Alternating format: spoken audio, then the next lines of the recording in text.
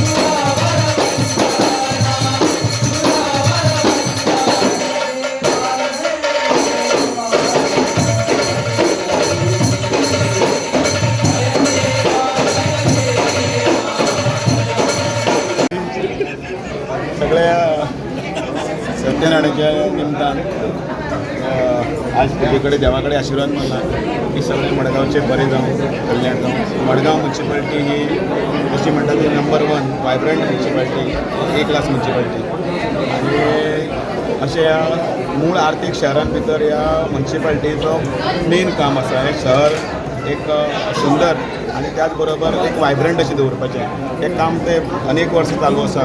हें अशेंच बरे भशेन चालू जावन आनीक भितर नवीन नवीन जे अनेक प्रकल्प आसतले किंवा लोकांच्या सुविधे खातीर झडपाचें आसतलें ते सगळे कामां तांचे पूर्ण जावन बरी भारतीय जनता पार्टीच्या आदाराचेर डबल इंजीन सरकार पंदरांनी आसा, हांगाय आसा. आनी त्याच बरोबर सगळ्यांनी मिळून मिसळून वेवस्थीतपणे मडगांवच्या उदरगती खातीर काम करचें. या आज म्हाका हांगा मडगांव म्युन्सिपाल्टी चेअरमॅन रामू शेटकर आणि विशेष करून एक स्पेशल इन्विटेशन आजच्या पुजे निमित्तान दिलें. आणि पुजा करता आसतना ताजो भाव म्हाका लक्षांत आयलो. ताणें सांगलें फाटले 15-16 वर्सां केन्नाच अशा तरेची पुजा जावंक ना अशा तरेची ताणें भावना व्यक्त केली. आणि तो भाव ताजेबानान आयलो आणि ताणें ही पुजा करपाचो ताच्या तकलेंत आयलें. आणि ती पुजा आमकां सगळ्यांक आपयलें. गांवचे बाकीचे म्हणजे म्युन्सिपाल्टीचे संबंदीत लोक अशे तांकां आपयलें.